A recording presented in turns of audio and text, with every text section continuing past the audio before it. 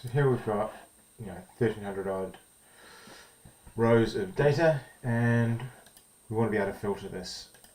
What we can do is if we click somewhere in the table, by default we can go insert and choose table. By default we'll get the little marching ants and it will highlight the area that we want.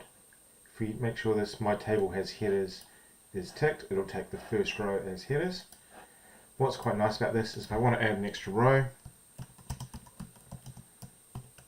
or column, sorry, it can add that in and it will automatically become part of that. Now, by default when we create a table, it has some filters in it. So we can actually now highlight and say pick out just certain options for different users. And if we go into table design, we get a few extra features. We can actually also add in some total rows, so down at the end it'll total up here. It has a little formula called subtotal, so we can actually get it to count these. Now, what's nice is now if I go through, and with the tables what's good is these headings at the top, we can now filter them. So let's say I just want to look at a certain barcode or a specific laptop that's been loaned out. Oh, that's only been loaned out once. I can highlight a few different ones.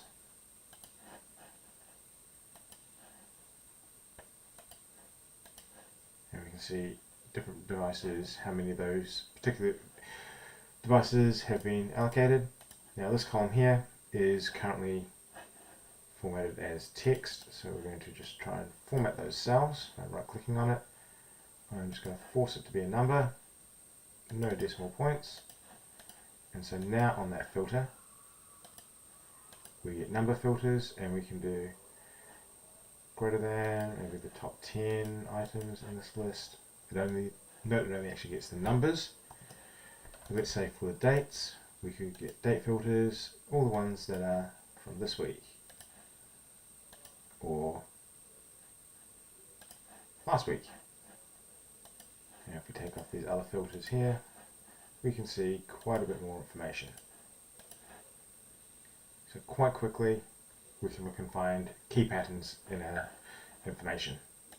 That's just a quick little overview of tables. There's a lot of extra things we can do, like slices, so that we can maybe flick around with the return date, and then we can use this to highlight the different parts we want.